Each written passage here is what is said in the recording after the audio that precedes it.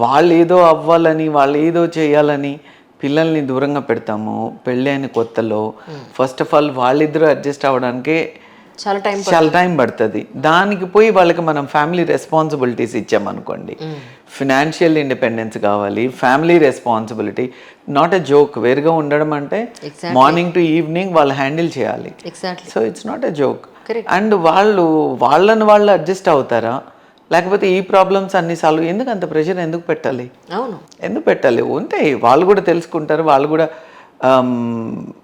రెస్పాన్సిబుల్గా ఉండే రోజులు చాలా ఉన్నాయి. ఫ్యూచర్ ఉంది, వాళ్ళకి చాలా ఫ్యూచర్ ఉంది.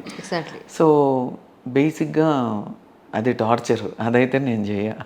దెర్ ఇస్ నో పాయింట్ వాడొక దగ్గర మేము ఒక దగ్గర ఉండి ఆ బాండింగ్ లేకపోతే, అంటే దూరం ఉంటే బాండింగ్ పెరుగుతుంది కాదు. అరే నా కళ్ళ ముందు నా కొడుకున్నాడు, చక్కగా తింటున్నాడా లేదా, ఏం కూర ఏం చేయను నాన్న, సాయంత్రం డిన్నర్ ఏంది, మధ్యాహ్నం, ఆ ఫీల్ వేరు. బేసిక్గా నా ఓన్ డ్రీమ్స్ మీద బేస్ అయ్యి నేను నా లైఫ్ని డిజైన్ చేసుకుంటాను. నాకు ఇలా ఇష్టం, సో అందుకే నేను ఇలాగే ఉన్నాను. టుమారో ఇప్పుడు వాళ్ళకి లేదు మేము సపరేట్గా ఉంటాము అని అంటే you are most welcome. But I want my family to be like this.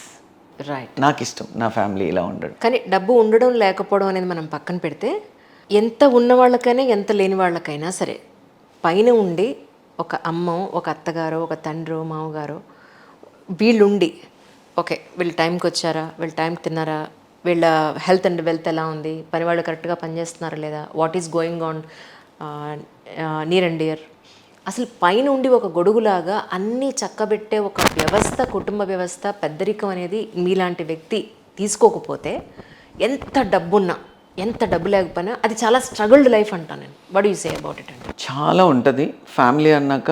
It's like అందులో నాలాంటి ఒక స్ట్రిక్ట్ పర్సన్కి, డిసిప్లైన్డ్ పర్సన్కి everything should be in place.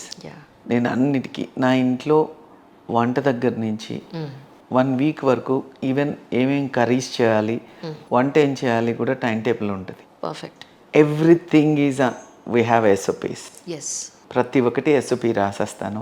ఎవరి పని వాళ్ళకే ఉంటుంది, దేనికి క్లాషెస్ ఉండవు. They have even my all servants హెల్పర్స్కి వాళ్ళందరికీ ఒక క్లారిటీ ఉంటుంది. నాకు చేయడం ఇష్టం. నాకు ఇప్పుడు నువ్వు నా బిజినెస్ వదిలేస్తే నేను హ్యాపీగా ఇల్లు చూసుకుంటాను. వాళ్ళు గుమ్మం దగ్గర నేను యాక్చువల్ కోమ్ మర్చిపోయాను. కోమ్ తీసుకొచ్చి వాళ్ళు గుర్తుపట్టి ఎంత బాగా రిసీవ్ చేసుకున్నారో. అంటే వాళ్ళు మీకు చెప్పకపోయిండుంటే, వాళ్ళకి సోన్స్ వాళ్ళు వస్తారు అని మీరు చెప్పకపోయిండుంటే వీళ్ళు ఎవరో వచ్చారని మీకు చెప్పుండే వాళ్ళు వచ్చి. అవును. సో అలా కాదు. Yeah your right. మీరు వచ్చి బెల్ల కొట్టి నిలబడకూడదు, బయట వెయిట్ చేయకూడదు అని వాళ్ళని ఇక్కడ పెట్టాను. రాగానే మళ్ళీ వాళ్ళు ఎవరు మేడం మీకు ఎవరు కావాలి అని మిమ్మల్ని అడగకూడదు. Exactly, that is not receiving. So ఇప్పుడు చెప్పి సిస్టమ్, దట్స్ వాట్. ఇంటికి లేదా ఆఫీస్కి ఒక సిస్టమ్ అనేది ఎలా ఉందో మీరు ఉండి అంత ప్రాంప్ట్గా పిన్ టు పిన్ మీరు పట్టించుకోకపోతే, నిజానికి ప్రతి ఇంట్లోనూ ఇలా ఒక మనిషి ఉంటే ఆ కుటుంబం, ఆ సమాజం ఎంతో బాగుంటుందండి నిజంగా. నాట్ లైక్ దట్, అది ఇండివిజువల్ పర్సన్ మీద ఆధారపడి ఉంటుంది. నాకు ఇలా ఉండడం ఇష్టం. నేను ఎక్కడ మధ్యాహ్నం వరకు ఎవరికి అపాయింట్మెంట్స్ ఇవ్వను. ఆఫ్టర్నూన్ వరకు నా ఇల్లు, వంట, భోజనాలు, అందరం మధ్యాహ్నం లంచ్ మాత్రం మోస్ట్లీ కలిసే చేస్తాము, లేదా బ్రేక్ఫాస్ట్ కలిసి కూర్చొని చేస్తాము. So that is very very important for me. మీ అబ్బాయికి పెళ్లి చేయాలని అనుకున్నప్పుడు ఎలాంటి కోడలైతే ఇంటికి మీ అబ్బాయికి సరిపోతుందని అనుకున్నారు యాక్చువల్గా? అంటే ప్రతి ఇంటికి ఒక డిఫరెంట్ సిచ్యువేషన్స్ ఉంటాయి కదా. తెలుగుగల అమ్మాయి కావాలనుకున్నాను, who can handle my house, ఇల్లు, వ్యాపారము అన్నీ చూసుకొని, వాడిని బాగా చూసుకొని, అట్లా ఏం చెప్పను. మంచి అమ్మాయి అంటే what anything is fine with me. So but I want that girl to understand this family. మా ఫ్యామిలీని అర్థం చేసుకునే అమ్మాయి అయితే సరిపోతుంది అనుకున్నాను తప్ప వేరే ఇంకేమి పెద్ద ఎక్స్పెక్టేషన్స్. అందంగా ఉండాలనుకున్నా, ఎందుకంటే because I'm in beauty industry. నేను బ్యూటీ ఇండస్ట్రీలో ఉన్నాను. నా తర్వాత తను ముందుకు తీసుకెళ్ళాలి కాబట్టి ఉంటే బాగుంటుందని ఒక చిన్న స్వార్థంలో ఉన్నాను అంతే. చెప్పారా పెళ్ళికి ముందు, అమ్మ నా బేసిక్ మీ గురించి కొంత తెలుసుకుని ఉంటారు డెఫినెట్గా? నా గురించి తెలియడం కాదు, యాక్చువల్లీ ఈ లవ్ మ్యారేజ్ కదా. నా డాటర్ ఇన్ లా అనేటప్పటికీ అవుట్ సైడ్ డెఫినెట్గా everybody knows that I'm a powerful woman exactly అని అంటారు. నేను కాదు actually, of course you are అది కాదు. సో అందరూ అనుకుంటారు అట్లా, వాళ్ళు భయపడడంలో సహజమే. కరెక్ట్. సో ఒకరోజు మా వియ్యపురాలు వచ్చారు, వచ్చి మేమంతా కలిసాం, just for a drink we all met. కలిసినప్పుడు అన్నారు ఇట్లా, విజయ్ మీరు చాలా పవర్ఫుల్, ఆమె చాలా వెరీ పవర్ఫుల్ లేడీ, అది ఇది అని అంటే చెప్పాను, నేను ఇప్పుడు ఏం చెప్పను, వచ్చినాక మీకే తెలుస్తుంది నా హార్ట్ ఎంత వీక్ అని మనసులో అనుకున్నాను. న్యాచురల్లీ భయపడడంలో అది, కానీ అది వ్యాపారం, ఇది ఫ్యామిలీ. వ్యాపారంలో అలాగే ఉండాలి కదా. కరెక్ట్. ఒక లైనెస్ లాగా నా బిజినెస్ని, నా 400 ఫ్యామిలీస్, నా దగ్గర పనిచేసే 400 మెంబర్స్కి, వాళ్ళ ఫ్యామిలీస్కి ఒక లైనెస్లో ప్రొటెక్ట్ చేస్తాను కదా. కరెక్ట్. సో గమ్ము కూర్చుంటే ఎట్లా? Correct. I have to fight. ఇంత కాంపిటేటివ్ వరల్డ్లో నేను ఎలా గమ్ము కూర్చుంటాను? Correct. So I have to fight with it. అక్కడ అదే ఇది ఇదే. నాకు ఇంకొక డౌట్ ఏంటంటే, ఆల్మోస్ట్ మిర్రర్స్ స్టార్ట్ అయ్యి దగ్గర ఒక 20 years అయినట్టు. 22 years అయ్యి. ఈ 20 yearsలో నేను చాలా పార్లర్స్లో చూస్తుంది ఏంటంటే, స్టార్టింగ్ పెట్టినప్పుడు ఒక quality service, quality product, hygiene maintain చేస్తారు ఒక 2 years 3 years. ఇక తర్వాత గివప్ చేసేస్తారు వాళ్ళు. లీకేజెస్ లేకపోతే వీళ్ళ సర్వీస్ బాగుండకపోవడము, డిసిప్లిన్ లేకపోవడము, ఏదో ఒకటి సంథింగ్.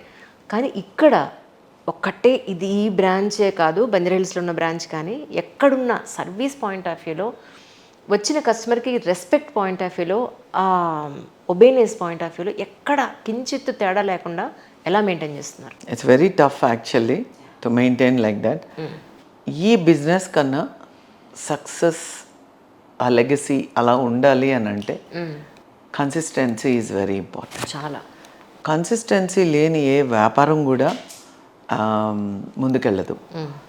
కన్సిస్టెన్సీ మీన్స్, ఇప్పుడు మనం వ్యాపారం పెట్టుకున్నాము ఇక్కడ, అయినాక కొన్ని రోజులు వ్యాపారం బాగా నడిచింది అనుకో, ఇంత వస్తుంది, ఎలాగో నడుస్తుంది కదా, మనం ఎందుకు దాని మీద ఇన్వెస్ట్ చేయాలి అనే ఒక మైండ్ సెట్. నడవలేదనుకో, కాస్ట్ కట్టింగ్ అనే ఒక మైండ్ సెట్. ఈ రెండు విధాల సక్సెస్ అయినా రాంగ్ స్టెప్ తీసుకుంటారు చాలామంది, సక్సెస్ అవ్వకపోయినా పరిస్థితుల వల్ల ఇంకొక స్టెప్ తీసుకోవాల్సి వస్తుంది. ఈ రెండిటి వల్ల ఎన్నో బ్రాండ్స్, నేను పెట్టిన తర్వాత నా కాంపిటీటర్స్గా వచ్చి వాష్ అవుట్ అయిపోయాయి. The reason for my success is consistency. And నా స్టాఫ్, నేను ఒక ఇంత స్ట్రిక్ట్ బాస్నైనా కూడా దాన్ని ఒక డిసిప్లిన్ కింద గౌరవించి అందరూ నాతో ఉండడము, ఇన్నేళ్ళు నాతో కలిసి ప్రయాణం చేయడము, నాకు ప్రతి కష్టంలోనూ ప్రతి సక్సెస్లోనూ వాళ్ళు షేర్ తీసుకోవడము. Lots of people, 90% of mirror staff చాలా ఏళ్ళ నుంచి పనిచేస్తున్నారు. వాళ్ళందరూ కూడా ఒక 10-15 ఏళ్ళ నుంచి పనిచేస్తున్నారు నాతో. అది ఊరికే మనం బెదిరిస్తేనో లేకపోతే ఉండాలంటేనో ఉండేది కాదు. అది మనసులో నుంచి వచ్చి, తనకి ఒక ఫైనాన్షియల్ సపోర్ట్గా మిర్రర్స్ అనే ఒక వ్యవస్థ, ఒక సంస్థ వాడికి హెల్ప్ అవుతున్నప్పుడు, సో డెఫినెట్గా ఆ లాయల్టీ ఉంటుంది. So that is what my staff. అందుకే నాకు వాళ్ళంటే ప్రాణం, వాళ్ళంటే ప్రాణము. అండ్ వాళ్ళని, నా కొడుకుని ఎలా చూసుకుంటానో వాళ్ళని కూడా అలాగే చూసుకుంటాను. అవును, అదే స్ట్రిక్ట్నెస్ ఉంటుంది. తప్పు చేస్తే బెత్తమెత్తుకుంటాను. సాయంత్రం మళ్ళీ స్నాక్స్ కూడా ఇస్తారు, వెళ్ళి స్నాక్స్ ఇస్తాను, మందు కూడా ఇస్తాను. We all sit and ఎన్నోసార్లు we all sit and have a drink all together. మా మేనేజర్స్తో అప్పుడప్పుడు చిల్ అవుతా ఉంటాను. దట్స్ సో నైస్ అసలు.